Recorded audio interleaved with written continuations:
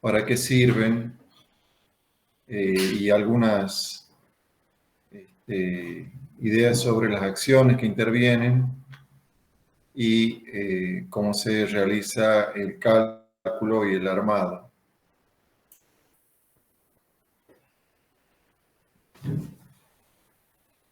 Bien, entonces como habíamos mencionado en clases anteriores, los estribos son los apoyos externos o extremos de un puente.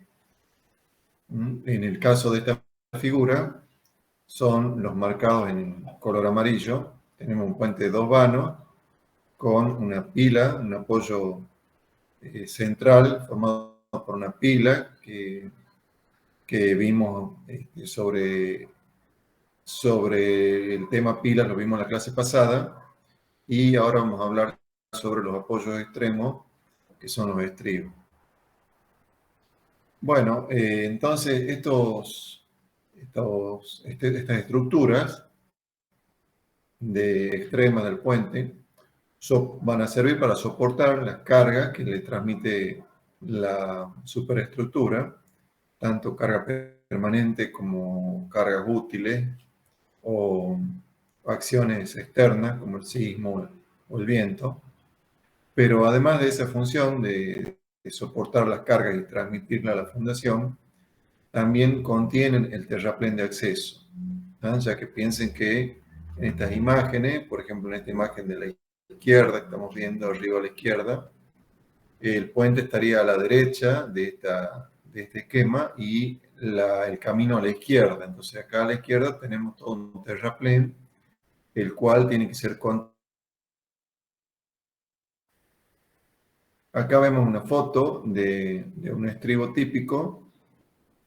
Tenemos dos grandes vigas que soportan el tablero y apoyan en esta pared.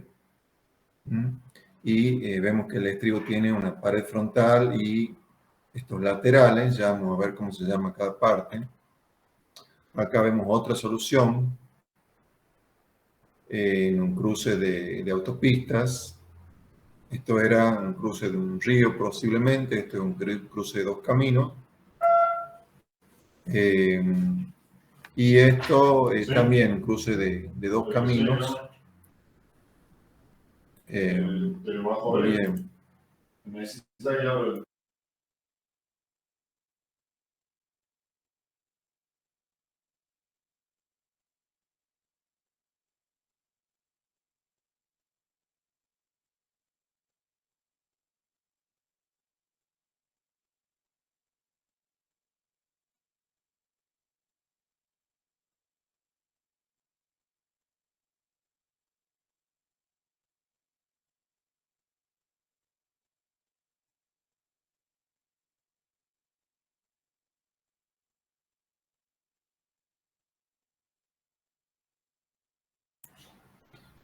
Bien, tuve un problema y sigo.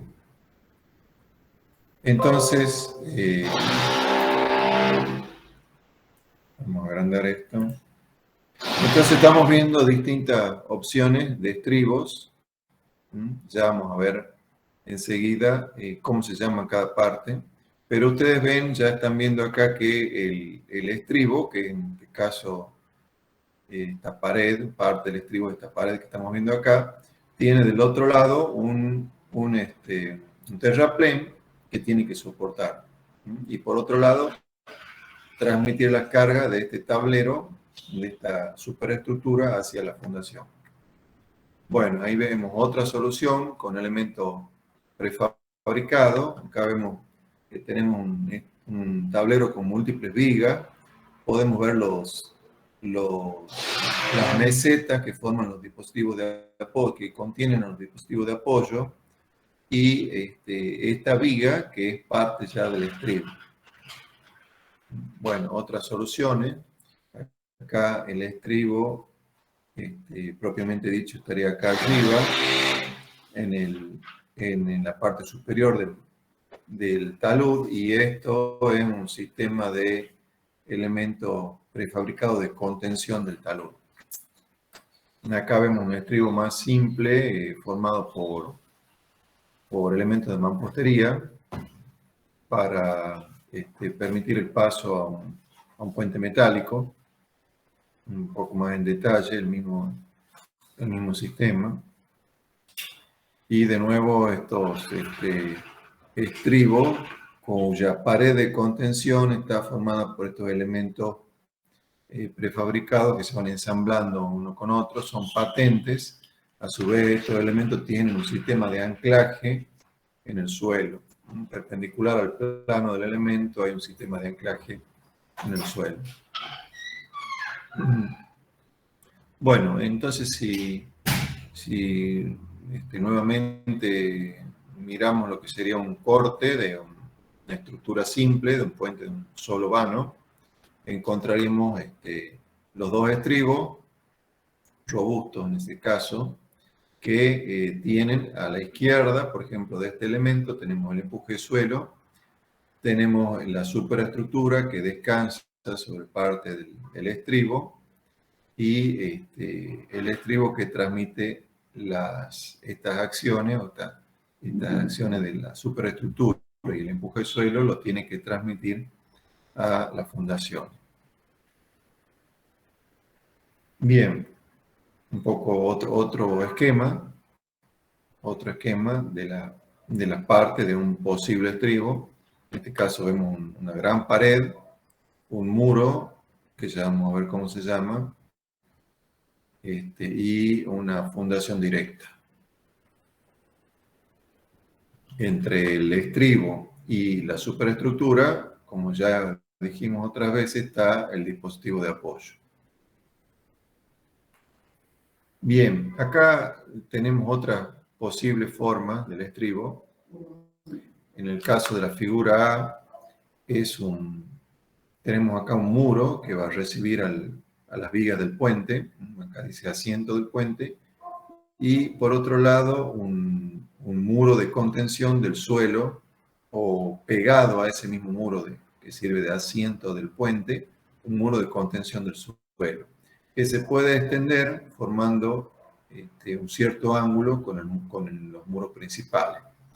Estos muros, tanto el de contención del suelo como el que recibe al puente, pueden tener como fundación una zapata única, como en este caso.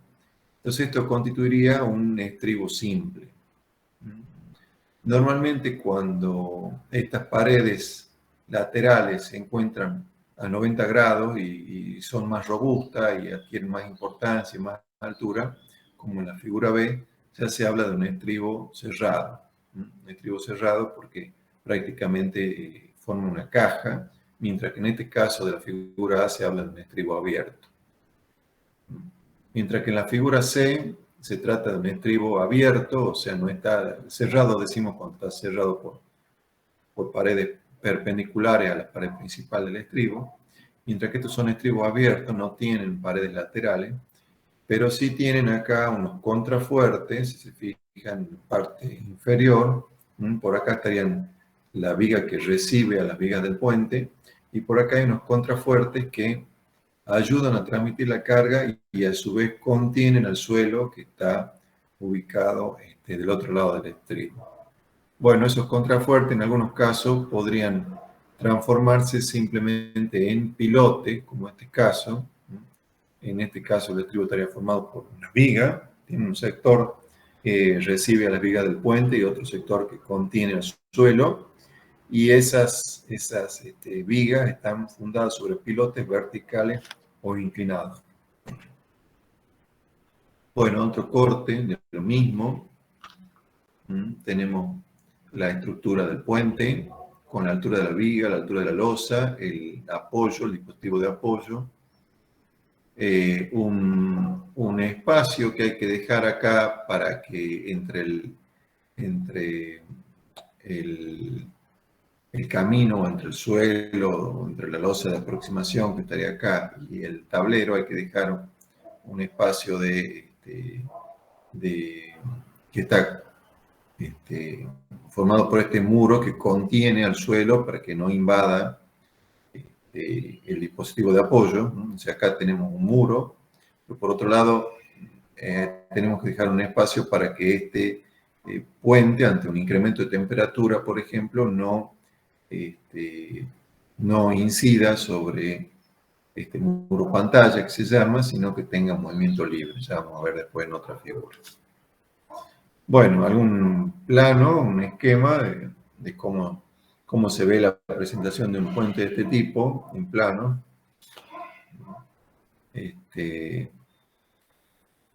En este caso son muros de hormigón de grandes dimensiones, robustos, porque podrían ser de hormigón simple o de hormigón armado. Bien, acá vemos lo que sería un esquema de armado de un estribo. Acá tenemos un muro que se llama muro pantalla y el otro muro que se llama muro frontal y la fundación. Acá en el esquema de la derecha también se ven las armaduras. Entonces, es una planilla de armado esquemática de una estructura de un estribo. Bien.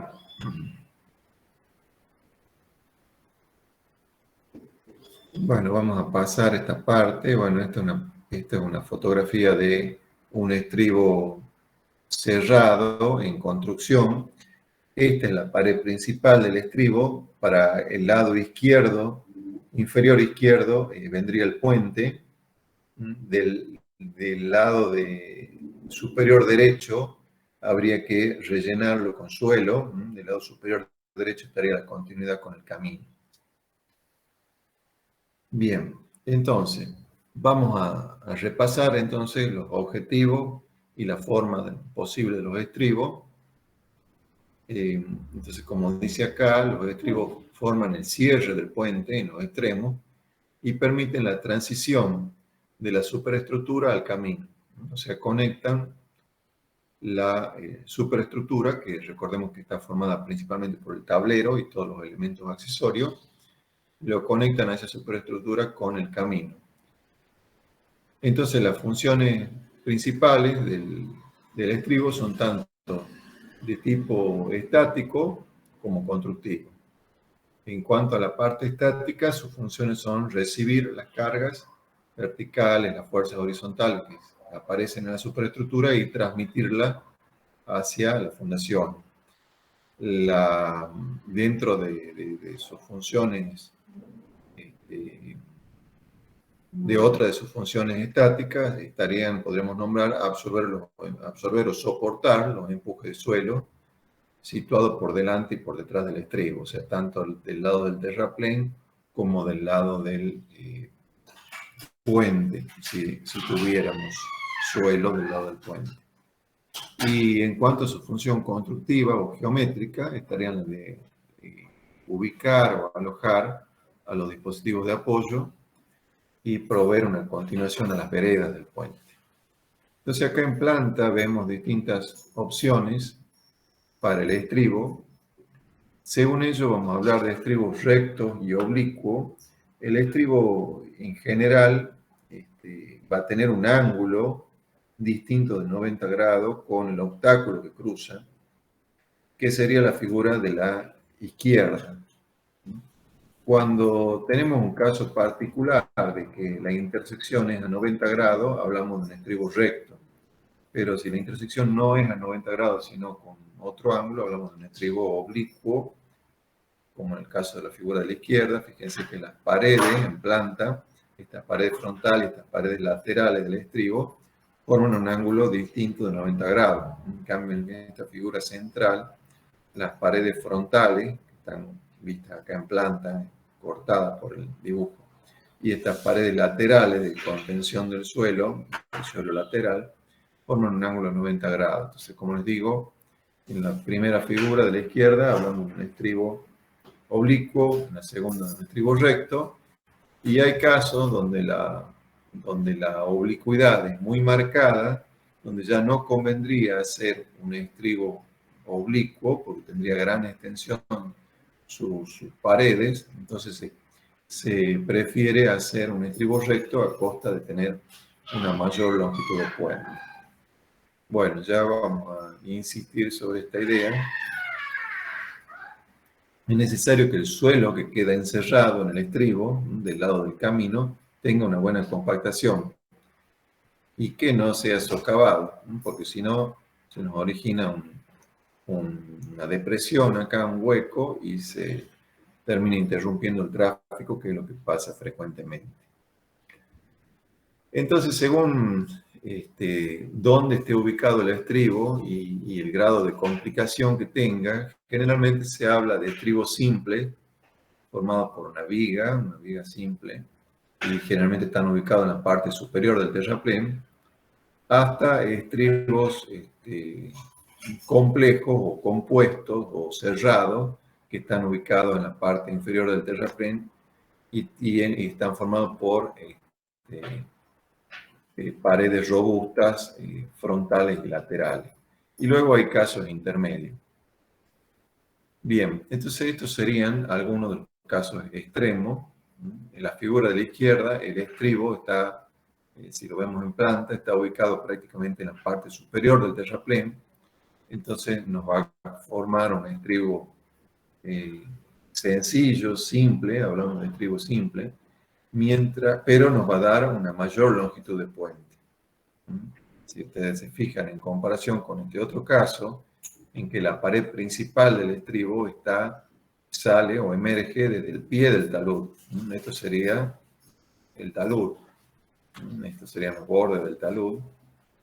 Y esa pared frontal y estas otras paredes laterales que vemos acá, esa pared frontal emerge prácticamente desde el pie del talud, lo cual nos lleva a una menor longitud de puente, pero a un mayor costo de estribo si lo comparamos con la opción de la figura de la izquierda, que nos da un menor costo de estribo, pero una mayor longitud de puente.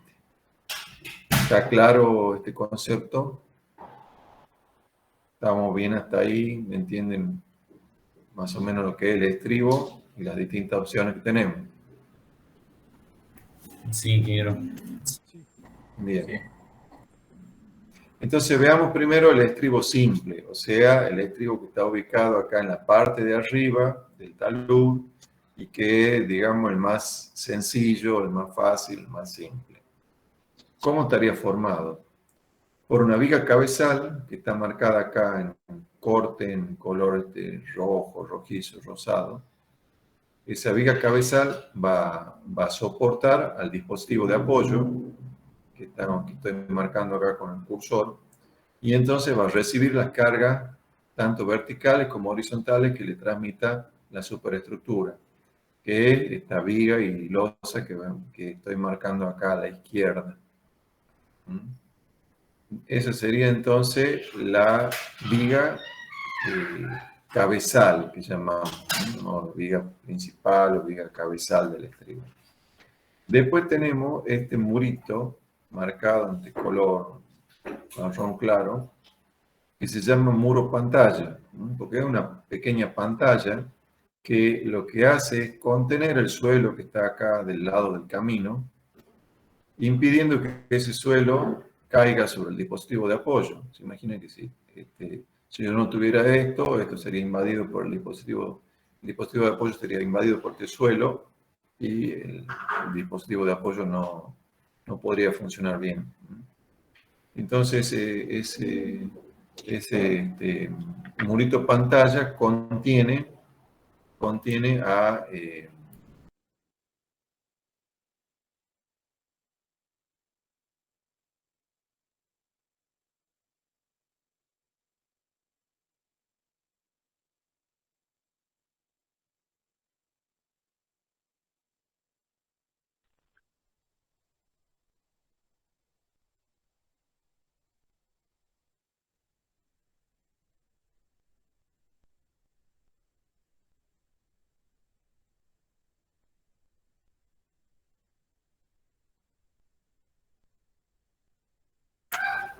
Bien, continúo después con la introducción. Entonces, el muro principal es la viga, o la viga principal es la viga cabezal, pero empotrada en esa viga cabezal emerge el muro pantalla. Y el muro pantalla sostiene a este terraplén, impide que invada el dispositivo de apoyo y, como les digo, está empotrado, vinculado a la viga cabezal. Estaría en voladizo, o sea, como menso. Y después tenemos acá en este color celeste los muros de ala. Los muros de ala estarían en los dos extremos, se ha visto en planta. Los muros de ala serían esto que estoy marcando acá, que están vinculados a el muro pantalla y podrían también estar vinculados, según las dimensiones que estemos manejando, podrían también estar vinculados en parte a la viga cabezal. Pero generalmente van a ser la continuidad lateral del muro pantalla. Esa viga, esa viga cabezal que está soportando al muro pantalla o que le da empotramiento al muro pantalla y también este muro pantalla está vinculado al muro de ala, todo ese conjunto estructural puede estar fundado de manera directa, o sea, podemos tener una fundación directa sobre el suelo, o podría ser a través de una fundación indirecta, o sea, por medio de pilotes, según cómo estén las condiciones del suelo. Bien, otros tipos de estribos simples podrían ser cuando tenemos la misma estructura de la viga principal o viga cabezal con el muro pantalla y con el muro de ala, pero puede ser que el plano de fundación esté a un nivel inferior y no lleguemos con los pilotes, sino que lleguemos, por ejemplo, con estos contrafuertes que vemos acá en este color celeste, y piensen que de este lado, de la derecha de esta figura, tenemos el suelo. Ese suelo está empujando sobre esos contrafuertes. Entonces, si uno quiere calcular esos contrafuertes y uno analiza cómo serían las roturas del suelo, llegaría a la conclusión que el ancho que incide sobre este contrafuerte no es el ancho geométrico B, salvo que esta estructura tenga dimensiones muy importantes, sino que ese ancho geométrico, ese ancho de empuje o ese suelo involucrado en el empuje sobre este contrafuerte, se aconseja tomarlo según esta tablita, si es de ancho B menor de 1 metro, tomar 3B como el suelo involucrado, o sea, el suelo que empuja sobre el contrafuerte. O si ese ancho B está entre 1 y 3 metros, tomar un ancho de suelo involucrado de 3 metros. Y si el ancho B fuera mayor de 3 metros, entonces tomar el suelo involucrado igual al ancho geométrico del contrafuerte. Esto lo entenderían si ustedes analizan, por ejemplo, en planta. Si ustedes analizan en planta cómo sería la rotura de un contrafuerte, si ustedes tuvieran, por ejemplo, este contrafuerte y el suelo que está empujando, podrían ver que esto se rompe con un cierto ángulo. O sea que el suelo que involucra, que empuja, es una cuña.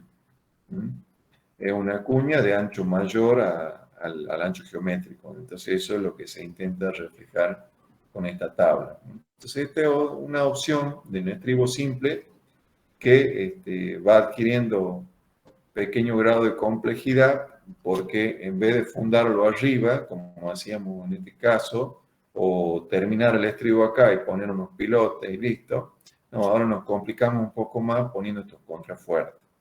Ya vamos a ver después una foto de este caso. Bien, otras opciones son que el estribo que teníamos, este estribo simple, le hagamos una fundación directa, pero que esta altura vaya creciendo, porque ya no podemos fundar arriba, sino que el suelo no es bueno y nos tenemos que ir más abajo. Entonces daría lugar a esta opción que tenemos acá, que es un estribo ya no es una viga, cabezal, sino que esa viga se transforma en un muro, o sea, en una pared frontal. Y siguen apareciendo el muro pantalla y los muros de ala. Como ven, en este caso, el muro de ala está vinculado tanto al muro pantalla como a esa pared frontal. Entonces acá se marca la altura de la superestructura, la altura del muro frontal y la profundidad de la estructura de fundación, de la zapata de fundación. Si lo analizáramos en planta, veríamos estas líneas que son el muro pantalla, el muro frontal, sería esta línea, ¿sí? Los muros de ala, serían estos, y una platea que sirve de fundación a todo el conjunto, que sería esta que vemos acá cortada, sería esto que vemos acá en línea de trazo, que es la platea. Lateralmente están las veredas que comunican a la zona del puente con la zona del camino y son también soportadas en esta zona tienen que ser soportadas por la estructura del estribo. Bien, acá como acotación, de este lado está el suelo, ese suelo significa un peso sobre esa platea, y esto es beneficioso porque ya nos anticipemos a lo que es el cálculo de estos estribos.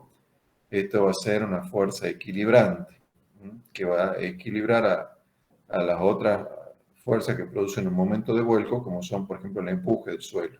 El empuje del suelo que está en el sector derecho de esta figura nos va a ejercer una presión horizontal de derecha a izquierda, con un diagrama tipo triangular.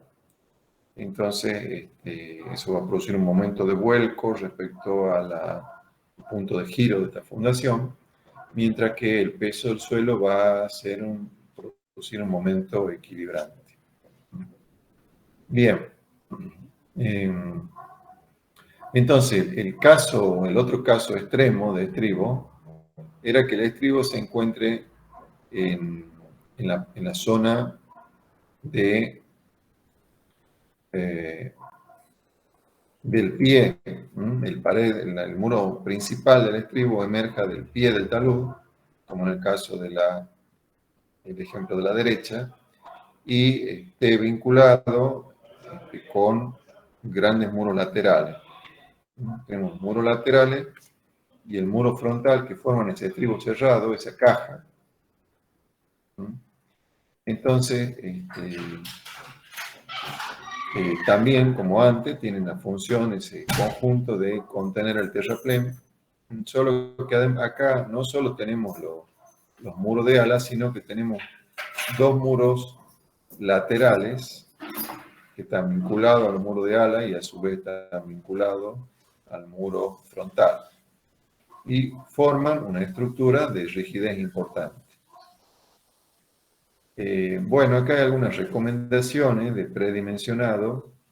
Por ejemplo, el predimensionado de esta zapata que estamos viendo acá en línea de trazo. Esta sería la estructura de fundación vista en planta.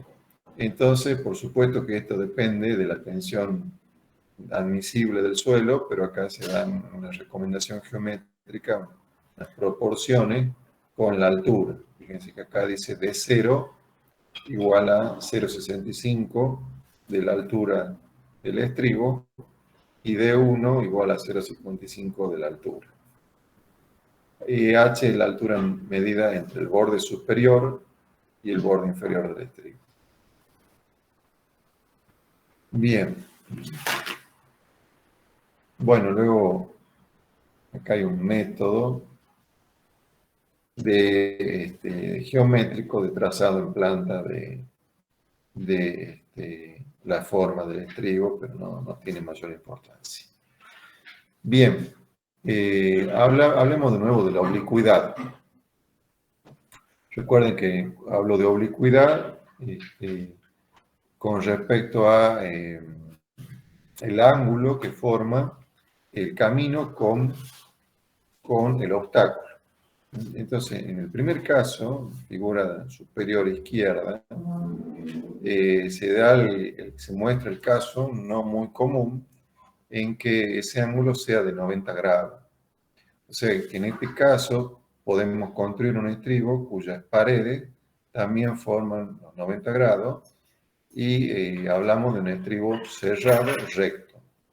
En cambio, en todos los otros casos tenemos estribo oblicuo, cuando la intersección entre el eje principal del puente o del camino y del obstáculo es distinta de 90 grados. Acá vemos cómo va creciendo entonces esa oblicuidad y vemos cómo a medida que crece esa oblicuidad, el desarrollo del muro frontal se hace cada vez más grande. Y el desarrollo de este muro, del muro que está en el ángulo obtuso, se hace muy importante, porque piensen que esto es también una estructura de contención de este suelo lateral, entonces hay ciertas dimensiones que hay que respetar que hacen que este muro tome mucha importancia a medida que aumenta la oblicuidad. Entonces, por un lado, los muros, cuando esta oblicuidad es muy grande, toman longitudes importantes, y por otro lado, observen que este ángulo, el ángulo agudo, toma unas dimensiones tales que van a dificultar la compactación con equipos pesados. O sea, no vamos a poder entrar a esta zona con un rodillo compactador de grandes dimensiones, sino que lo tendríamos que hacer con equipos de reducidas dimensiones, los cuales no tienen la misma energía de compactación. Entonces, este es un problema, este es uno de los problemas que tiene el intentar resolver un estribo con un ángulo de oblicuidad muy marcado. Entonces, por eso dicen esta proyección que no resulta económico proyectar estribo de oblicuidad mayor que 90 grados, de 40 grados, o sea, con ángulos inferiores a 40 grados. Entonces, ¿qué se hace en esos casos? Se suele pasar a soluciones con estribo recto a una costa de una mayor longitud de puente, que es lo que comentaba hace un rato. Entonces, con respecto al tema de la compactación, acá también otra mención, piensen que siempre hay que compactar bien el suelo que está encerrado acá en esta caja, hay que compactarlo bien para evitar que se produzcan asentamientos, se produzcan hundimientos y terminen obstruyendo el tránsito. Entonces, uno de los problemas que nos encontramos cuando queremos compactar es que muchas veces el muro, en este caso estamos viendo un corte del muro frontal, tiene ciertas dimensiones y en la parte superior puede que necesitemos dimensiones mayores, ya que estas van a estar relacionadas con el tamaño necesario en los dispositivos de apoyo. Entonces puede que tengamos una figura como se muestra acá a la izquierda, con un cierto ángulo, 60 grados por ejemplo. Entonces puede ser que vamos a tener problemas en compactar esta zona. Entonces, para solucionar ese tema, una opción sería, por ejemplo, una opción sería trabajar con ángulos suaves, o sea, con ángulos mayores a 60 grados, y otra opción sería rellenar esto con un hormigón pobre. Para evitar el problema de la compactación. ¿Sí? Entonces, esas son algunas de las opciones que podríamos tener. ¿Preguntas hasta acá?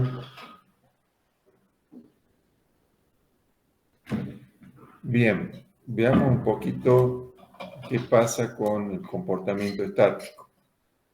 ¿Qué acciones intervienen? ¿Qué es lo que producen? Bien. Primero pensemos en el muro frontal del estribo. y en los muros laterales. El muro frontal. El muro frontal se asemeja en su comportamiento a un muro de sostenimiento, empotrado al pie. Pensemos en este caso, por ejemplo. Este muro frontal tiene el suelo de este lado, del lado derecho, y se puede considerar que si tiene una zapata de fundación o unos pilotes, una zapata como en este caso, se puede considerar que esto es un muro empotrado en el suelo y va a tener el empuje del suelo de este lado del sector derecho y va a tener las cargas transmitidas por el tablero en su zona superior, tanto fuerzas verticales como horizontales. Entonces, lo que se reseña acá, este muro va a estar sometido al peso propio y a las cargas verticales que le transmite la superestructura, verticales y horizontales también le puede transmitir la superestructura, por ejemplo, frenado, sismo, viento, se le puede transmitir la superestructura. Pero también ese estribo va a estar sometido al empuje de suelo, como decía recién, actuando normalmente a su plano, y también va a estar sometido a las solicitaciones generadas por los muros de ala, ya que los muros de ala van a estar asociados a este muro principal. Recuerden, tenemos los muros de ala, están vinculados, acá en el corte, y acá en planta, los muros de ala están vinculados a el muro principal o pared frontal. Entonces, tiene asociado los muros de ala y también tiene asociada el muro pantalla, que también le va a transmitir solicitación. De nuevo veamos el esquema. Este es el muro pantalla. El muro pantalla,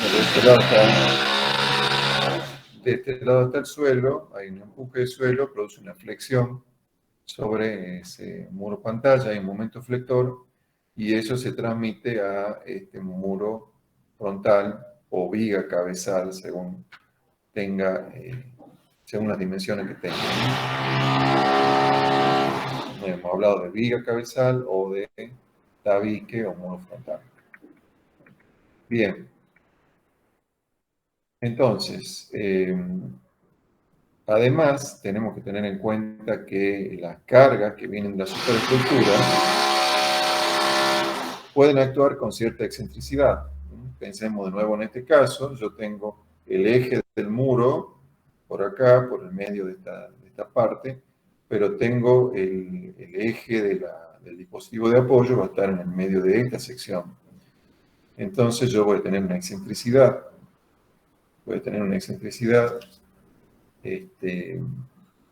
En la aplicación de la carga que me va a originar un momento flector.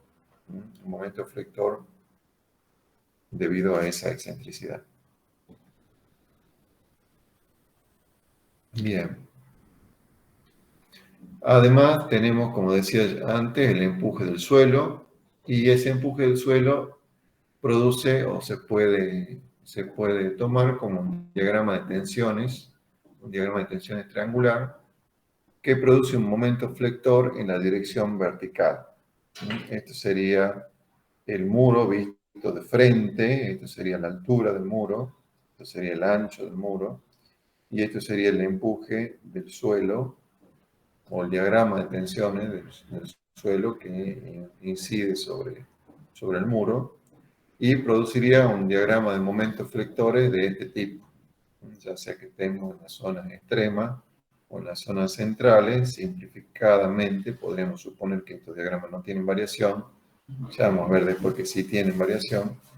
Y si representamos el momento en el nivel inferior, nos daría un diagrama de este tipo, rectangular. Nosotros podríamos representar el momento a diferentes alturas y serían diagramas similares a esto, con ordenadas decrecientes a medida que subimos de nivel.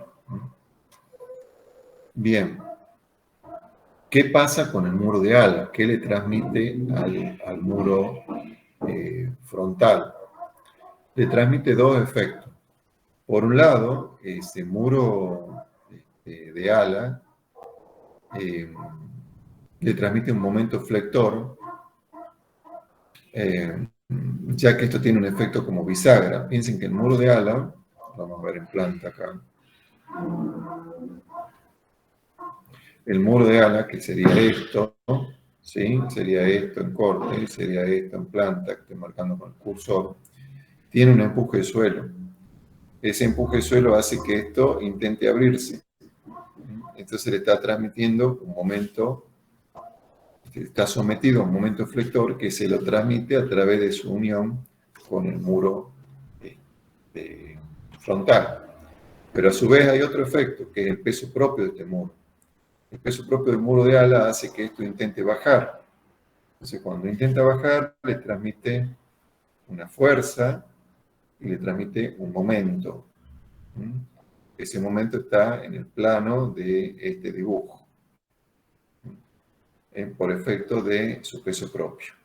Mientras que por efecto del empuje del suelo le transmite este otro momento que intenta abrir esta unión y una fuerza en la dirección del eje del muro. ¿Sí? Bien, entonces son dos efectos transmitidos por el muro de ala hacia el muro frontal. Como dice en este esquema, en la parte de la izquierda, unos momentos originados en el borde debido al empuje de suelo sobre el muro de ala, en lo que les explicaba recién. En la figura de la derecha, los momentos debido al peso propio del muro de ala. ¿Sí? Eso lo podemos analizar mediante diagramas de momento flector de este tipo, debido al momento por el empuje de suelo sobre los muros de ala y debido al peso propio de los muros de ala. Estos son cortes de momento tanto para el análisis de momento en la dirección horizontal, que es el MXX, como el análisis de momento como ménsula, que es el MI. El MI.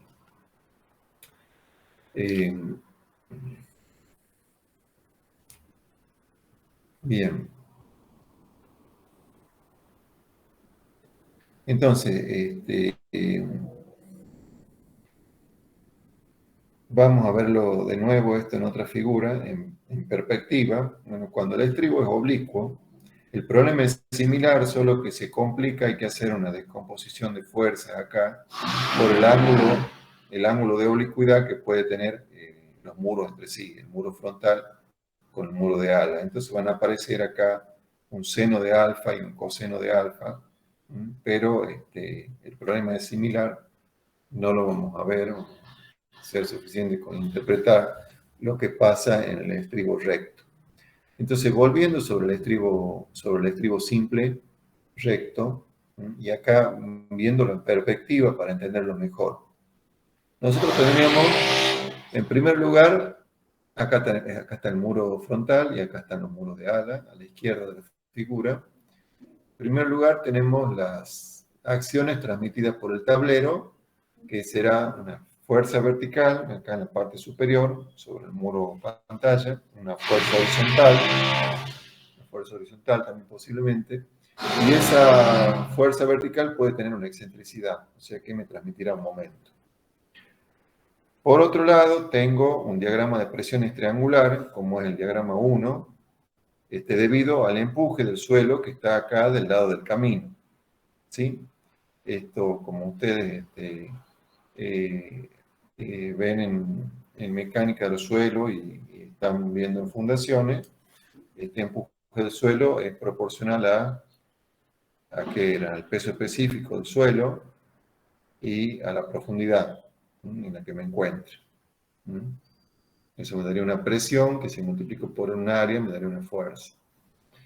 Bien, además de esta presión originada por el suelo, pensemos en que acá sobre el camino hay un tránsito, hay una carga que hay que considerar del tránsito, y eso, cuando tengo un camión, por ejemplo, parado sobre esta zona, está compactando ese suelo y eso está transmitiendo una presión también a este muro. ¿Cómo se evalúa esto? A través de un diagrama de presiones que simplificadamente se puede considerar uniforme en la altura, aunque no es uniforme en la realidad. Ese diagrama, el número 2 marcado acá, se debe a la sobrecarga de tránsito sobre el terraplén. Luego tenemos otro diagrama marcado con 3 debido al empuje sobre los muros de ala, el empuje del suelo sobre los muros de ala. Piensen que el muro de ala se ve sometido al empuje del suelo, como les decía, esto trata de abrirlo al muro de ala, girando como si fuera una bisagra respecto a su unión con el muro pantalla, el muro frontal. Entonces eso produce estos momentos, produce un momento, y produce una fuerza contenida en el plano del muro frontal. O sea, una fuerza que es un esfuerzo de corte sobre el muro de ala, pero ese corte se traduce como una tracción sobre el muro pantalla y muro frontal. Y luego el otro efecto que teníamos es el de el peso propio. Bueno, comentaba recién, perdón, por el empuje del suelo tenemos el diagrama 3, que es un corte que se traduce como una tracción hacia el otro muro, y el diagrama 4, que es un momento producido por ese efecto que estas alas intentan abrirse, intentan girar como bisagras respecto al muro frontal. Entonces nos transmiten un momento que está marcado acá como un vector momento con el esquema 4. Y por último, en el esquema 5 intenta representar lo que pasa con el peso propio del muro. El peso propio del muro hace que el muro se intente caer, entonces ¿qué hace? Tracciona las fibras superiores y comprime las fibras inferiores. Y ese efecto se traduce, se traduce como un momento perpendicular al plano del muro frontal y del muro pantalla. Eso está representado con el esquema 5. Bien, y eso que venimos hablando para el estribo abierto es lo mismo que le pasa después al estribo cerrado, ¿no? Es muy parecido. Ahora vemos algo sobre el estribo cerrado. Entonces, el estribo cerrado, como dice acá, es una caja, una unión monolítica espacial de superficie plana. ¿Cuáles son las superficies? La del muro frontal, que es el 1, la de los muros laterales, que son los 2, acá lo vemos también en planta, muro frontal, muros laterales, los muros de ala, que son estos apéndices que salen de los muros laterales, no tienen fundación propia, fíjense en la diferencia, el muro lateral llega hasta el suelo y tiene su propia fundación, en cambio el muro de ala es un murito que no llega a al plano de fundación, sino que está ligado al muro lateral. Y luego tenemos una platea que está marcada acá en planta, ¿sí? Y que sería esto en corte. Bien, esto figura de la izquierda en el caso de un estribo recto y la de la derecha en el caso de un estribo oblicuo. Bien, ¿qué cargas actúan en el muro cerrado? Bueno, es muy parecido a lo que veníamos hablando antes. La superestructura le transmite una fuerza vertical y una fuerza horizontal, ¿sí? Nos van a interesar generalmente los valores máximos y mínimos de la fuerza vertical y nos van a interesar las fuerzas horizontales que puedan aparecer. Bien, por otro lado tenemos un empuje de suelo que acá se llama como E2, que ya lo he comentado, que también aparecía en el caso del otro estribo, y ese empuje del suelo va a ser, se va a obtener a partir de este diagrama de tensiones triangular, donde una ordenada, una magnitud cualquiera, en una altura cualquiera de este diagrama, vale, como decíamos, el gamma del suelo, el peso específico del suelo, por un coeficiente de empuje y por la altura del punto considerado. Si estamos en el punto más bajo, esta base vale gamma por un coeficiente de empuje por toda esta altura h. ¿Sí? Ya vamos a ver alguna acotación respecto a ese coeficiente de empuje, a ver qué coeficiente de empuje usamos. Bien, por otro lado tenemos un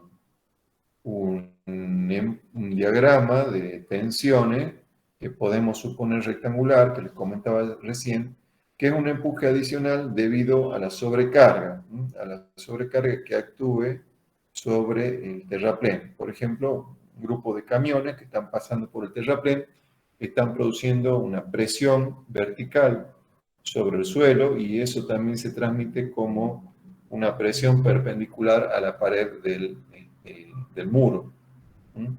Y eso se evalúa también como un coeficiente de empuje por P sub 0, que es una sobrecarga uniforme sobre la calzada. Esto, como les digo, es una representación simplificada. La representación real tiene una variación curva, pero bueno, se asemeja a este diagrama rectangular. Ahora tenemos que hablar sobre cuánto vale ese K0 y cuánto vale ese P0. De dónde sacamos P0 y de dónde sacamos K sub 0, ya lo dejo pendiente. Esto es un corte por el muro frontal y esto es el mismo corte pero por el muro lateral. Si cortamos por el muro lateral van a aparecer las veredas. Van a aparecer las veredas. Bien, y acá aparece P0 en ambos cortes y los empujes, que son los mismos, así que se evalúan de la misma forma, tanto si estamos trabajando con el muro frontal como si estamos trabajando con el muro lateral. Ambos van a tener un diagrama de empuje triangular debido al empuje suelo creciente con la profundidad y un diagrama de empuje rectangular debido a la sobrecarga de vehículos, un empuje adicional debido a sobrecarga de vehículos. Bueno, por supuesto tenemos que considerar también los pesos propios del mismo estribo, cada parte que forma el estribo.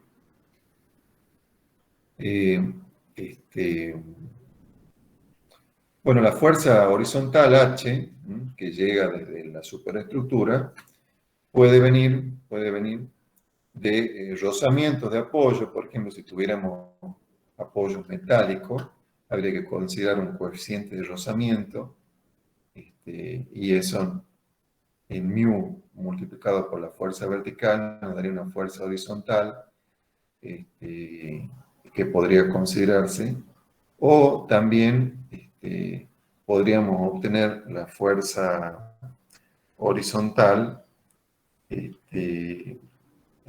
a partir de expresiones vistas para...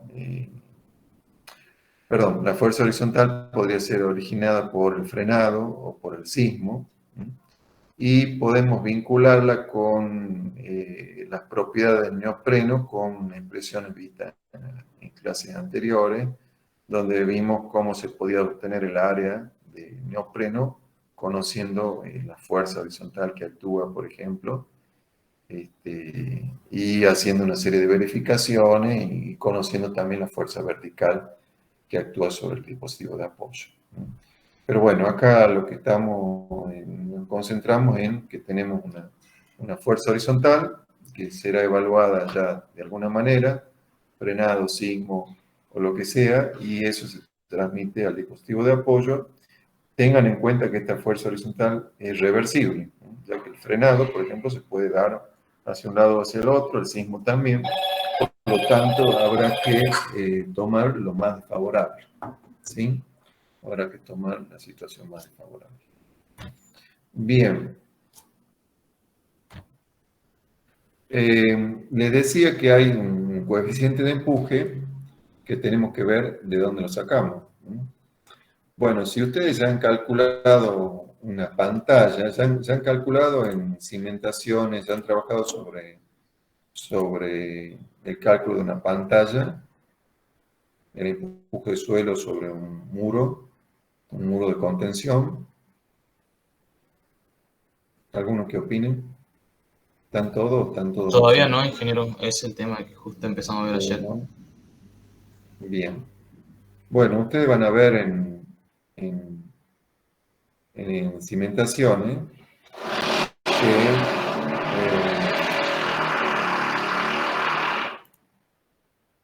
van a ver en cimentaciones que la tensión, la tensión que actúa sobre la pared, recuerden cuando en física 1 han visto el empuje hidrostático, que es el empuje del agua sobre una pared, por ejemplo, la pared de un tanque. Y ese empuje valía gamma del líquido contenido por H, por la altura en consideración, ¿sí? Lo cual le daba un diagrama tipo triangular como este, o sea, un diagrama que va creciendo linealmente con la altura, gamma por H. Bueno, en suelo es lo mismo, lo que pasa es que hay que multiplicar por un coeficiente K.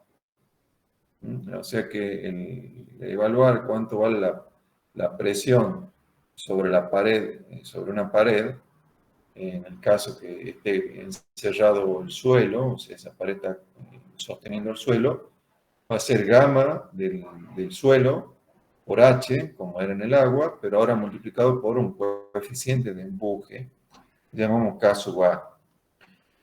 Van a ver en la materia de cimentaciones que cuando la pantalla sobre la que el suelo empuja es flexible, se puede garantizar que tiene cierta flexibilidad y se forma una cuña de deslizamiento, ya lo van a estudiar en detalle, de forma que hay un volumen de suelo involucrado, y se trabaja con un cierto coeficiente que se llama coeficiente de empuje activo y que se puede calcular en función del ángulo de fricción interna del suelo. Acá está indicado el coeficiente de empuje activo para un suelo friccional, o sea, un suelo arenoso. Cuando el suelo tiene ciertas propiedades de cohesión, como son los suelos finos, los suelos limosos, limo arcilloso, aparecen otras expresiones donde se ve involucrada la cohesión del suelo. Pero en un suelo arenoso, que es el que vamos a usar, un suelo granular, que es el que vamos a usar para rellenar un estribo, formar el terraplén de un estribo para rellenar ese estribo después de construido, va a ser un suelo granular y vamos a poder evaluar ese coeficiente de empuje en función del ángulo de fricción interna del suelo. Que este ángulo para un material granular anda alrededor de los 30 grados, más o menos. O sea que este coeficiente, si ustedes hacen este cálculo, les va a dar más o menos 0,3, 0,33, un coeficiente de empuje activo, o sea, el que se usa cuando ese muro tiene cierta flexibilidad y se puede formar esa cuña de deslizamiento, o sea que se puede delimitar el volumen de suelo involucrado. Pero ¿qué pasa? Hay casos, como el del estribo cerrado, en que no se puede garantizar que se forme esa cuña. Porque recuerden que este estribo está formado por paredes robustas, la frontal y las laterales, en donde no se puede garantizar que esto tenga cierto giro, tenga cierta flexibilidad, como para que se forme una grieta acá y se forme una cuña de suelo involucrado. Entonces, como resultado, el suelo que empuja sobre este volumen puede ser mayor que si estuviéramos considerando una pantalla, que como decía, la pantalla es flexible, el suelo, esa pantalla se deforma, gira, el suelo se agrieta, se forma una grieta y se puede delimitar el volumen del suelo. Bueno, cuando la estructura es muy rígida, no pasa eso, por lo tanto, el suelo involucrado puede ser mayor y hay que usar un coeficiente de empuje que llamamos coeficiente de empuje en reposo, del suelo en reposo, o sea, el suelo no se moviliza, y ese coeficiente es mayor que el coeficiente de empuje activo. El de empuje activo le llamamos K sub A y este empuje en reposo generalmente le llamamos K sub 0 y se puede calcular con esta expresión que nos va a dar un valor para un suelo granular, nos va a dar un valor cercano a 0,5 más o menos. Si ustedes reemplazan este ángulo de fricción interna por 30 grados y hacen este cálculo, beta es el ángulo del talud de agua arriba del muro, podemos suponer que beta sea 0. Entonces, si hacen este cálculo, este K0 le va a dar 0,5. Acá dice, para beta igual a 0, esto me queda 1 menos seno de 30. Seno de 30 es 0,5. Me queda 1 menos 0,05. O sea que K sub 0 es igual a 0,5 cuando se trata de un suelo granular, mientras que K sub A es igual a 0,3 o 0,33. Entonces el K sub 0, el coeficiente de empuje en reposo, es mayor que el K sub A o coeficiente de empuje activo. Eso es lo importante de acá. Entonces el empuje resultante en reposo está asociado a la suposición de que el ángulo de fricción delta entre muro y suelo es igual al ángulo beta. Bueno, una acotación sobre el cálculo. Bien, esto van a volver a ver entonces en la materia correspondiente, cimentaciones, posiblemente no le hagan referencia al coeficiente de empuje en reposo, pero sí van a hablar del coeficiente de empuje activo, que es el que ejerce el suelo sobre el muro, y el coeficiente de empuje pasivo, que sería el que ejerce el muro sobre el suelo. O sea, cuando este muro se intenta desplazar, porque nosotros tenemos suelo acá del lado derecho, el suelo lo empuja al muro, y a su vez el muro se intenta desplazar y lo empuja al suelo que tiene acá del lado izquierdo. Bueno, para evaluar ese empuje se usa otro coeficiente, que es el coeficiente de empuje pasivo. Ya van a ver en la materia correspondiente que ese coeficiente es mayor que el empuje. Ese sería, ingeniero, disculpen, ¿Sí? un empuje reactivo, viene a ser, ¿verdad? Sí, algo así. Sí. Es lo que hace la estructura sobre el suelo.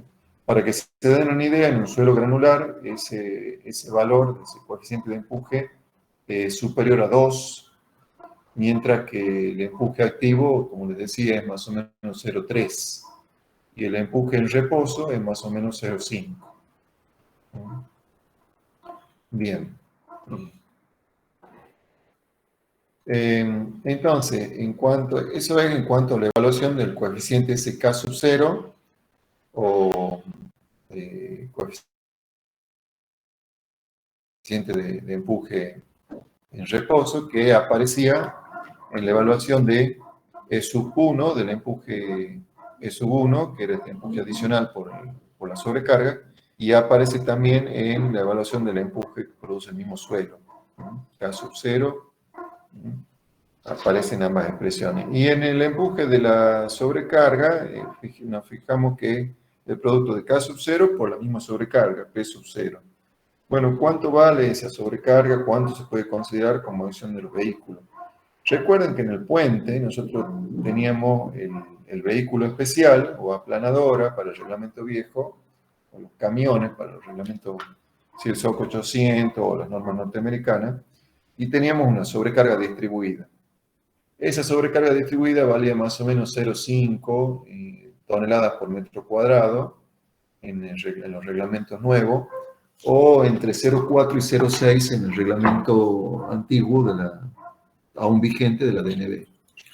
Bueno, para considerar la sobrecarga que actúa en esta zona de aproximación o losa de aproximación al puente, se aconseja tomar un valor de P0, una sobrecarga de 1 tonelada por metro cuadrado. O sea, 1000 kilos por metro cuadrado, 10 kilonewtons por metro cuadrado más o menos. Si a eso lo multiplico por el coeficiente de empuje en reposo, K sub 0, obtengo entonces este diagrama, E sub 1, este diagrama rectangular. ¿Sí? Para que se den una idea, en edificios, por ejemplo, la sobrecarga que pide considerar defensa civil en el subsuelo de un edificio por el ingreso de Y un camión de bomberos es este mismo valor, 1000 kilos por metro cuadrado. ¿No? En cambio, para vehículos, ¿saben cuánto se considera por el peso de vehículos en un subsuelo, en un estacionamiento de vehículos? ¿Alguien sabe?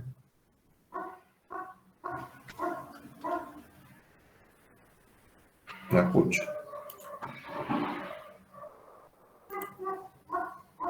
En vivienda, ¿cuánto se considera? Hemos mencionado en la clase pasada. ¿Cuánto se considera de sobrecarga útil en una vivienda? Si están calculando un entrepiso en una vivienda. 2 kilonewton. 2 kilonewton, bien. Sí, así es. En la oficina, 3 kilonewton. En escalera,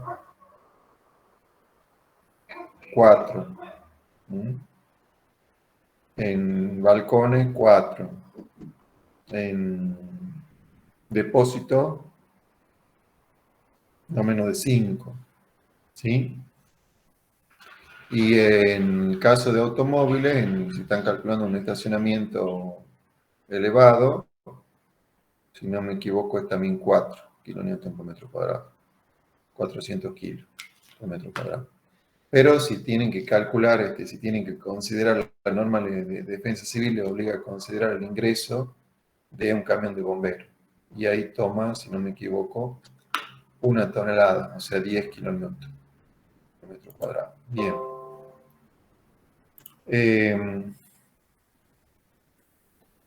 Continuamos. Entonces, estos estribos cerrados, si de nuevo lo analizamos en perspectiva, que para mí es más fácil de comprenderlo, tendríamos esquemas de este tipo. O sea, tenemos por un lado presión del suelo sobre las paredes laterales, presión del suelo sobre la pared frontal. ¿Sí? Cada una de esas presiones de suelo tiene una variación en altura. Y además tenemos interacciones entre un muro y otro, que nos dan estos diagramas que aparecen acá. Y además tenemos la interacción de cada uno de esos muros con su platea de fundación. Fíjense, por ejemplo, este muro, debido al empuje sobre este muro y a que esto está unido, ¿qué va a pasar? Que esta zona se trata de hundir, por eso este diagrama de este tipo, y esta otra zona se trata de levantar. Esto trata de girar, de volcar respecto a la base del muro frontal.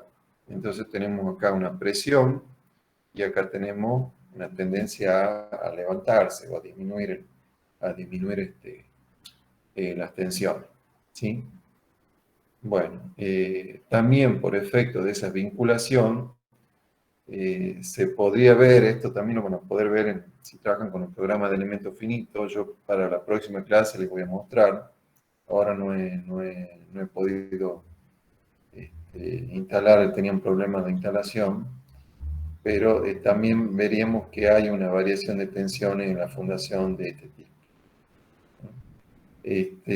Por ahí este tipo de interacciones entre un muro y otro, se los comprende mejor cuando uno ve cómo es la deformada de la estructura.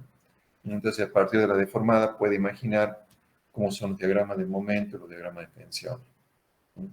Pero básicamente lo que intervienen son, visto acá en planta, de nuevo, son estos empujes, E2 sobre el muro frontal, E1 sobre los muros laterales, que si estos dos muros son iguales, E1 va a ser igual a E3, y estas se van a cancelar, y me va a quedar como resultante solamente el empuje sobre el muro frontal. Y después van a aparecer también unos diagramas de momento en cada muro, tanto por el empuje de suelo sobre este muro, este empuje de suelo, va a producir un momento, como este vector momento, que se transmite a esta unión. Lo mismo para esta unión. El empuje de suelo sobre este muro me produce un momento, que acá está marcado el vector momento, que se transmite en esta unión. y por otro lado el empuje de suelo sobre este muro, este que estamos marcando acá, este empuje, me produce un momento como este vector momento que está marcado aquí en ese muro frontal. ¿Sí? Bueno, luego tendríamos que analizar las vinculaciones, las uniones entre un muro y otro, como si esto fuera un pórtico. En realidad es un encuentro de dos muros. Entonces hay que tener en cuenta que lo que es tracción en un muro es corte en el otro. Por ejemplo, o sea, lo que es esfuerzo normal en un muro es esfuerzo de corte en el otro. Y lo que es momento en un muro se transmite también al otro muro a través de la unión.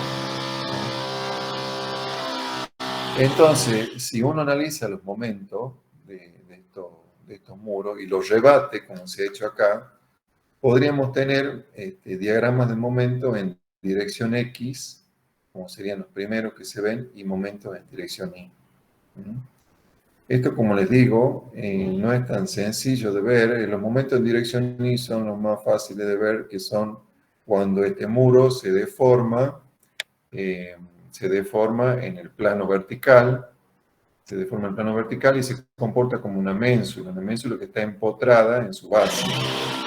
Pero este grado de empotramiento se ve perturbado. Fíjense que eso hace que el diagrama de momento sea mayor en la zona central y vaya disminuyendo hacia las uniones. Esto es un efecto que se da por la vinculación entre un muro y otro. En cambio, si analizamos la deformación del muro en un plano horizontal, o sea, piensen que hacemos un corte a media altura del muro y vemos cómo se deforma, y a partir de ello podríamos deducir sus diagramas de momento.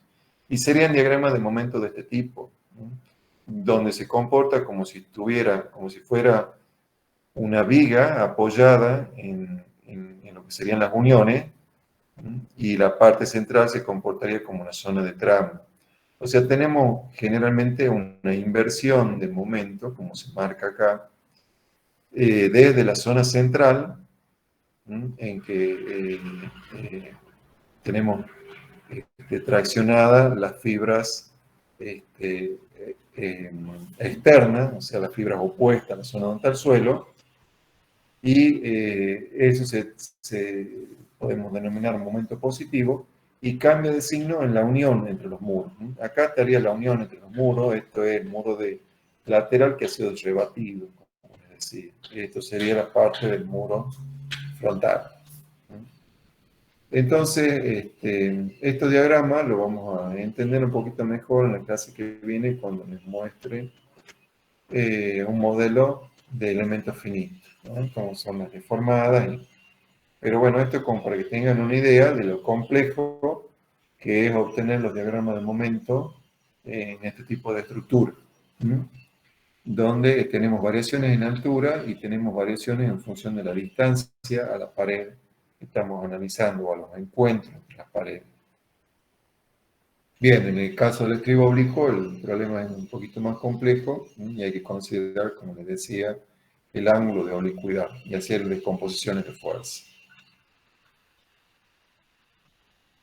Bien, de nuevo, repasando, tenemos, de nuevo, una vez más insistiendo, tenemos los efectos que se traducen, que provienen desde el muro pantalla, cargas verticales y horizontales que vengan desde la superestructura, diagramas de empuje de suelo típico triangular, incremento por la presencia de sobrecargas en la zona esta del terraplén,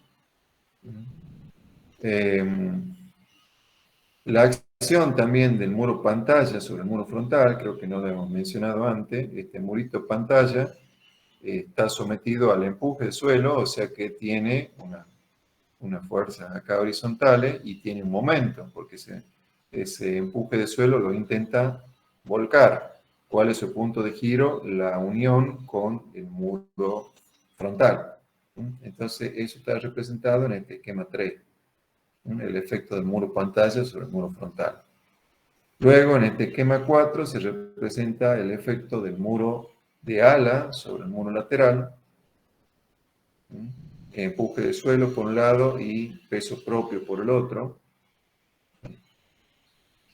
Y en el esquema 5 también se agrega un posible choque de vehículo al muro lateral. Un choque produciría una fuerza y un momento sobre que se transmitiría con las solicitaciones al muro lateral. Bien, esto es simplemente un efecto complejo que se da en un muro de ala, ya que cuando uno analiza el empuje de suelo, hay que tener en cuenta que el empuje de suelo se incrementa con la profundidad, pero la geometría del muro de ala se ve modificada también con la profundidad. Entonces esto es un método de resolución previo a las computadoras, una simplificación de cómo trabajar con cuñas para obtener esas tensiones en el suelo. Actualmente lo haríamos con la ayuda de un programa computacional, así que no le vamos a dar mayor importancia a esto. Bien.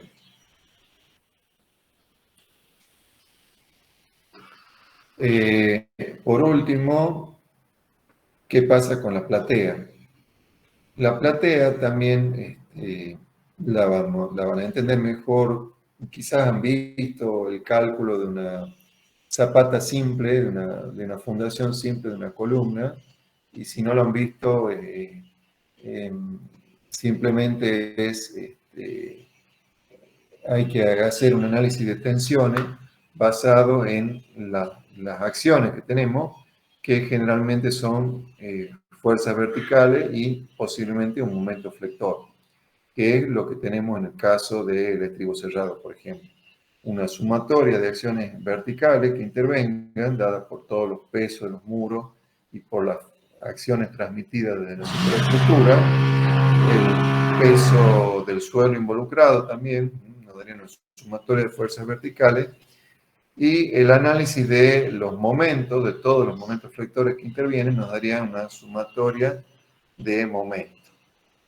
Entonces, con eso podríamos calcular las tensiones en los extremos de la fundación, que no es ni más ni menos que la tensión igual a la fuerza vertical dividida en el área, más o menos el M sobre W, digamos, ¿no? El momento sobre el módulo resistente, o lo que es lo mismo, el momento sobre el momento de inercia de esta figura, multiplicado por la distancia a la fibra considerada. Bueno, eso trabajado de otra forma es esta ecuación, que dice que esa ecuación que dice que las tensiones en esta fibra extrema es la sumatoria de las fuerzas verticales dividida en el área por 1 más menos 6 veces la excentricidad, que la excentricidad es m, el momento sobre b, m sobre b, y dividido en d, que es el brazo de palanca considerado. Bien, perdón, es la dimensión considerada de la zapata. Bien, esto lo van a entender mejor cuando en cimentaciones vean la fundación de una zapata simple. Así que no la vamos a dar en mayor importancia por el momento. Lo que sí me interesa es que tengan una idea de cómo es el armado de estos muros. Esto también está ligado a cómo son los momentos. Cuando entendemos cómo son los momentos, vamos a ver cómo son los armados, pero en general vamos a tener variaciones entre el caso del estribo simple y el estribo compuesto. Y si un poco repasamos cómo son los diagramas de momento, nos van a llevar a que tenemos dos tipos de armadura. Unas armaduras verticales que están controlada por estos diagramas de ménsula. Esos diagramas de ménsula no son constantes en todas las secciones del muro, sino que tienden a aumentar hacia los extremos. Por eso vamos a tener unas armaduras verticales que en general tienen un refuerzo en la zona inferior, porque al ser diagrama de ménsula, los momentos son mayores en la zona de la fundación, va disminuyendo hacia arriba, y podemos tener también una densificación al acercarnos al extremo. Puede haber algún refuerzo especial al acercarnos al extremo del muro frontal. Pero en general lo que vamos a tener son un conjunto de barras verticales que se ven reforzadas en la zona inferior. Y en cuanto a las armaduras horizontales, que son las que tenemos gobernadas por estos momentos que son los que tendríamos, como les decía, hacemos un corte a diferentes alturas, veríamos la deformada y veríamos los diagramas de momento, que requieren estas armaduras horizontales que tienden a aumentarse en correspondencia con los extremos del muro. ¿Por qué? Porque responden a este tipo de diagramas. Responden a diagramas que son máximos en los extremos y disminuyen hacia el centro, y están dados principalmente en la altura en que se desarrolla el muro de ala.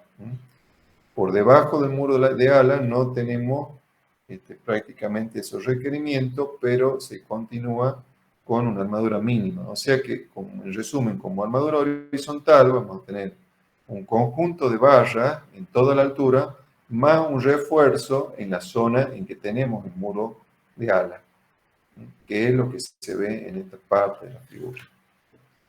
Mientras que en el estribo cerrado, la distribución es distinta, de nuevo responde a la distribución del diagrama de momento. Como ven, nosotros tenemos un diagrama de momento, el vertical, también tipo empotramiento, tipo ménsula, o sea que tenemos unas barras verticales en toda la superficie del muro, con refuerzos en la zona inferior, que son estas barras que no llegan hasta arriba, de refuerzo, pero fíjense que los diagramas de momento no son constantes, por eso a veces estas barras no se colocan en toda la altura. Hay que analizar también un poco cada caso particular, no siempre estas distribuciones son iguales. Y por otro lado tenemos una familia de barras horizontales que se ven reforzadas de nuevo en la zona superior. Y eso responde a este tipo de diagrama de momento. Estos serían diagramas de momento horizontales que están rebatidos. ¿Sí? Tenemos una zona de negativo y una zona de positivo. Bueno, todo esto lo vamos a entender mejor en la próxima clase cuando veamos los diagramas en perspectiva de análisis numérico. Bien, estos son detalles de armado del muro de ala. El muro de ala, fíjense que al estar el muro de ala empotrado en el muro pantalla, hay que asegurarse que sus armaduras, las armaduras principales de este muro, ¿dónde van a estar? Por efecto de su peso propio, esto trata de bajar, o sea que tenemos las tracciones arriba. O sea que las armaduras principales son estas, y hay que empotrarlas adecuadamente en el muro pantalla. Y si es necesario, hay que hacer algo como esto, este tipo de armado. Se marca acá en rojo y continuarlo, solaparlo con esta armadura en celeste para asegurar una adecuada transferencia de las tracciones desde el muro de ala al muro pantalla. ¿Sí? Además, ese muro lleva un conjunto de armaduras verticales y horizontales tipo malla, y puede llevar también, es conveniente llevar unas armaduras siguiendo el borde inferior, unos refuerzos siguiendo el borde inferior. Aunque tengan en cuenta que de este lado están las compresiones y del lado de arriba están las tracciones debido al peso propio. Por otro lado tenemos el empuje de suelo. El empuje de suelo, ¿qué hace? Intenta abrirlo, intenta girar respecto al muro pantalla o muro frontal, según sea el caso. Entonces eso va a hacer que las tracciones estén ¿de qué lado? Del lado interior. Por eso podemos encontrar armaduras diferentes, esta malla puede ser diferente del lado del paramento interior que está traccionado que del paramento exterior que estaría comprimido. Por eso en el paramento interior colocamos más refuerzo, más armadura que en el paramento exterior.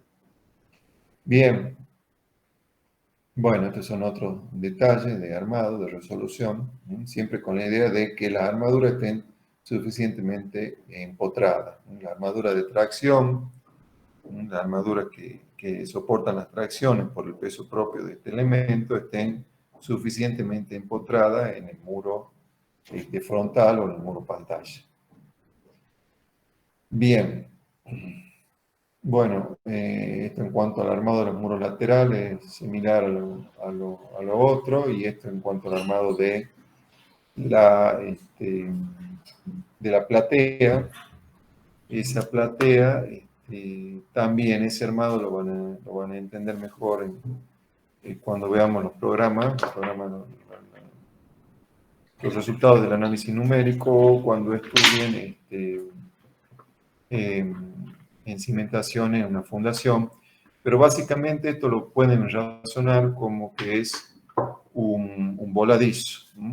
Nosotros tenemos acá la pantalla, que si hacemos un corte por acá por 1,1, veríamos esto. Entonces, esto que es la presión del suelo que actúa sobre un voladizo. Así que si esto ustedes lo dan vuelta, lo podrían razonar como que esto es una columna, y esto es una losa en voladizo. ¿Sí? Esa losa en voladizo tiene esta presión, esta carga, que hace que estén traccionadas estas fibras. O sea, si esto fuera una losa y lo damos vuelta, ¿cuáles son las fibras traccionadas? Las fibras superiores. Ahora, si volvemos al caso nuestro, ¿cuáles son las fibras traccionadas? Las fibras que dan contra el suelo. Por eso, las armaduras en una zapata, las armaduras principales van en la parte inferior de la zapata.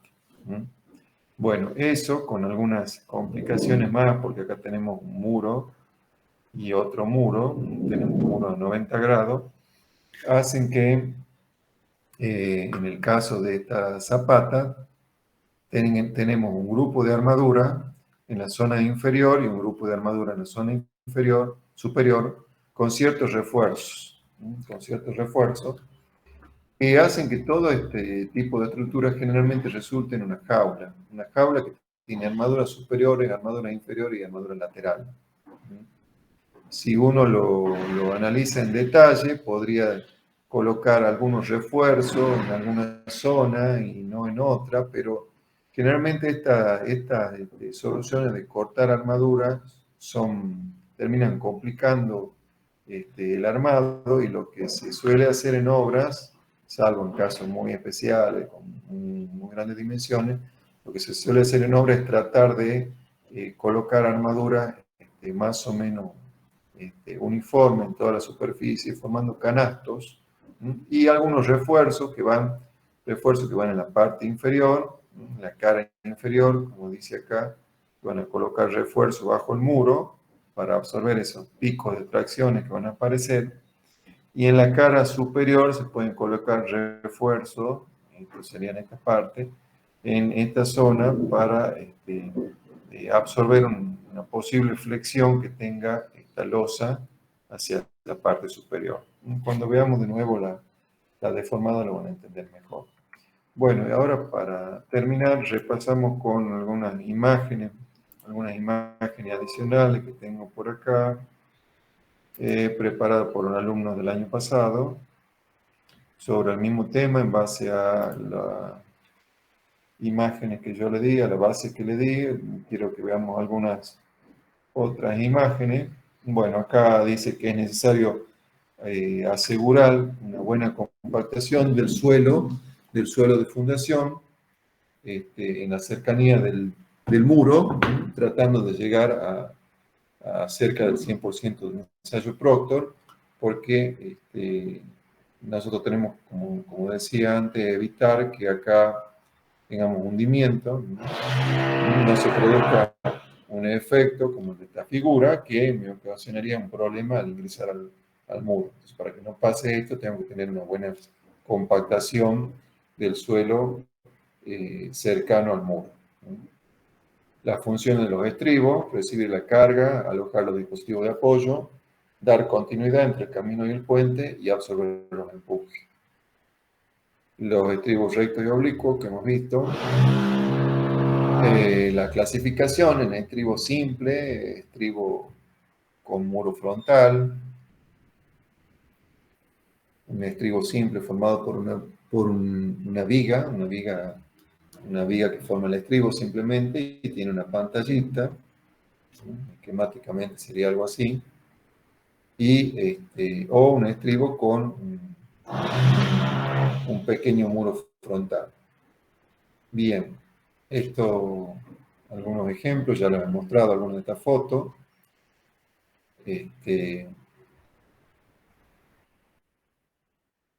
Y quería mostrarles algunas fotos que no aparecían anteriormente. Esto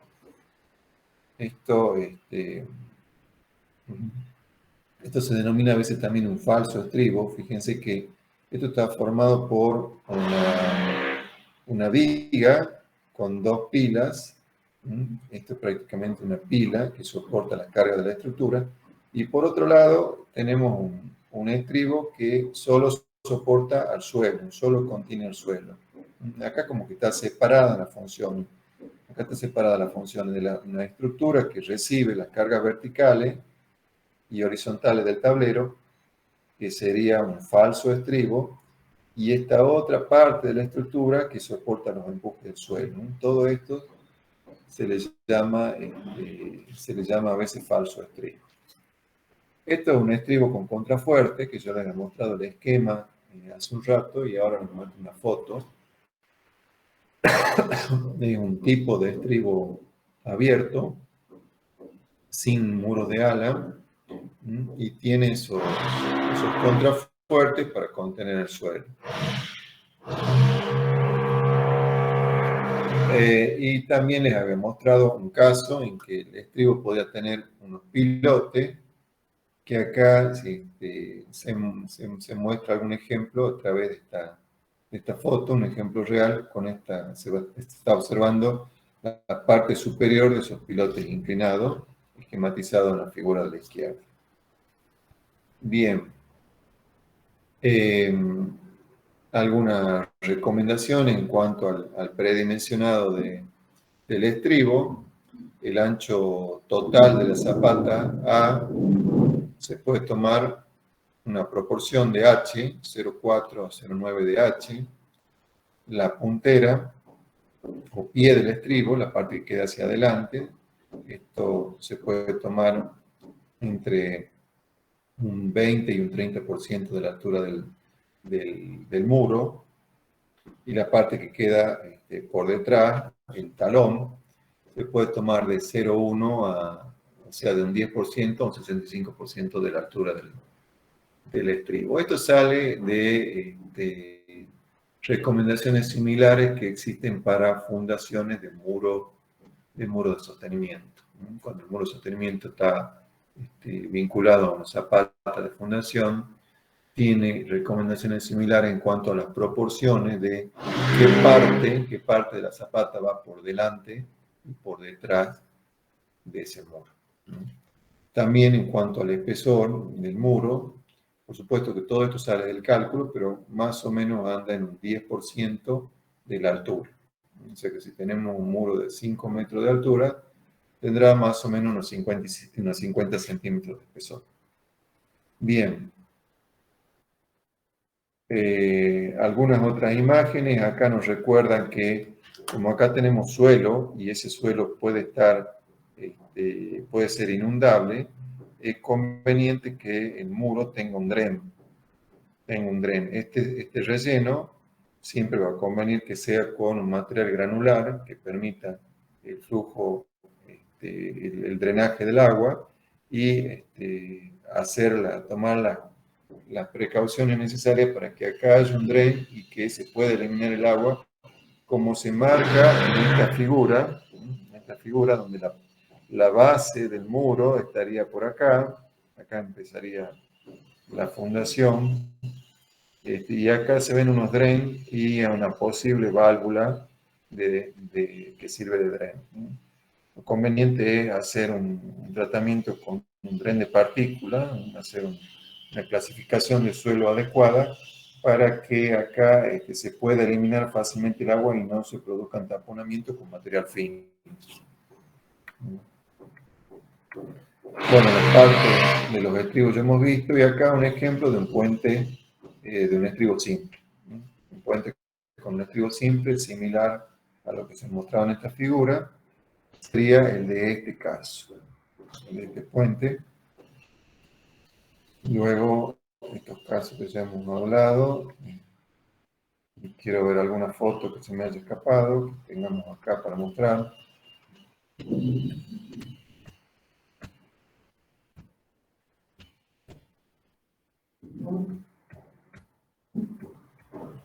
Bueno, esto es lo mismo que ya he venido comentando en la clase.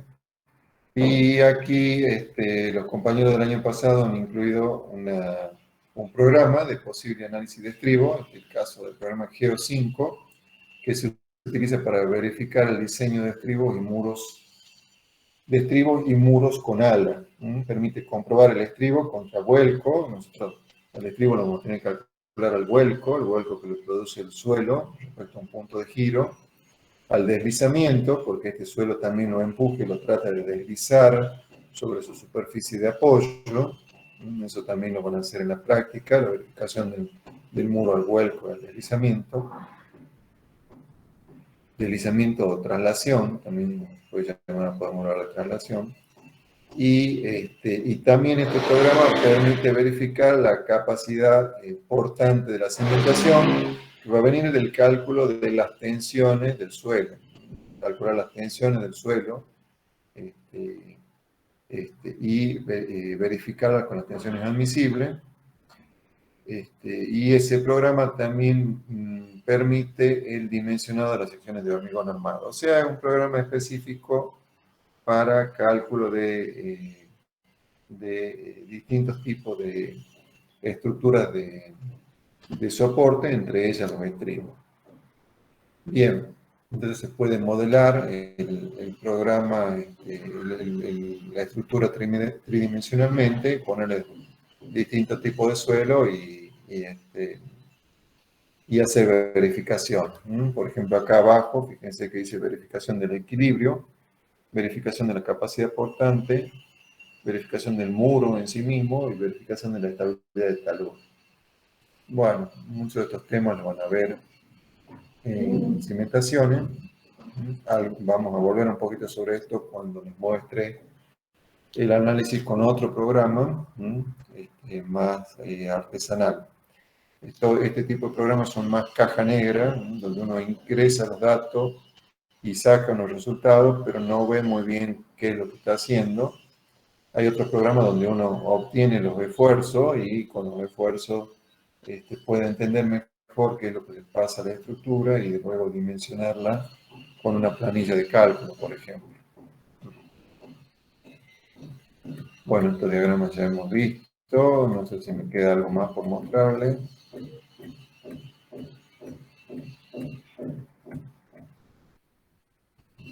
Bueno, simplemente lo que dicen los reglamentos, como ya he mencionado en clases anteriores, hay un reglamento que está próximo a ponerse en vigencia de puente, que son los reglamentos de la serie CIRSOC 800, está el 800, 801, 802 y varios más que se encuentran próximos a aprobarse, y en algunos de ellos se hace mención a el tema de los estribos.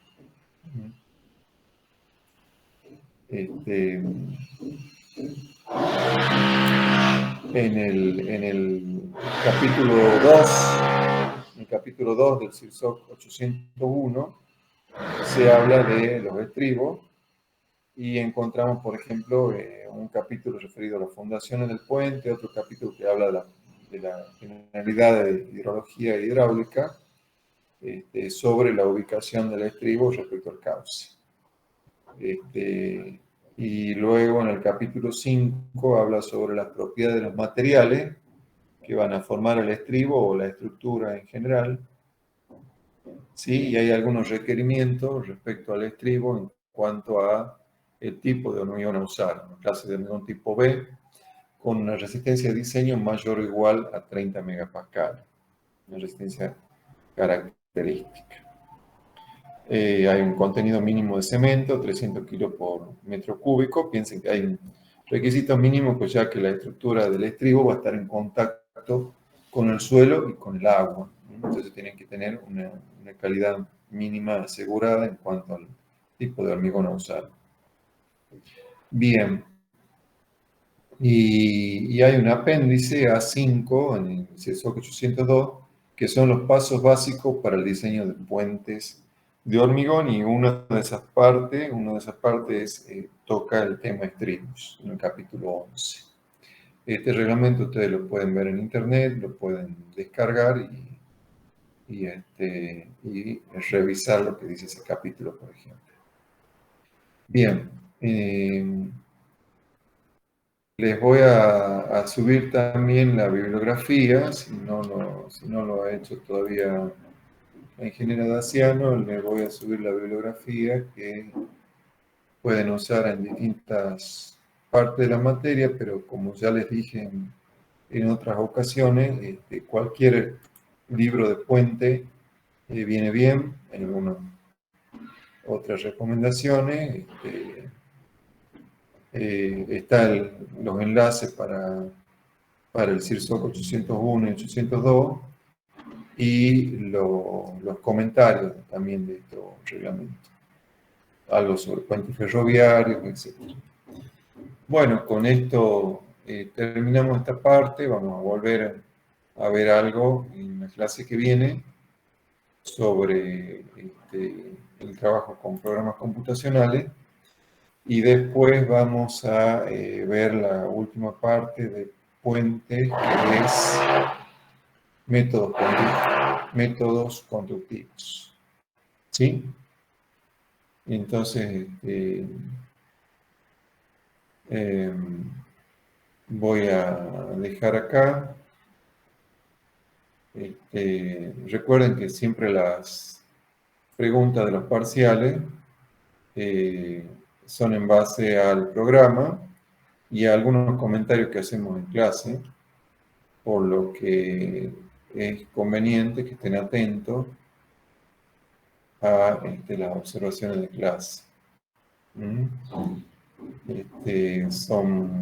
siempre están todos presentes, y esos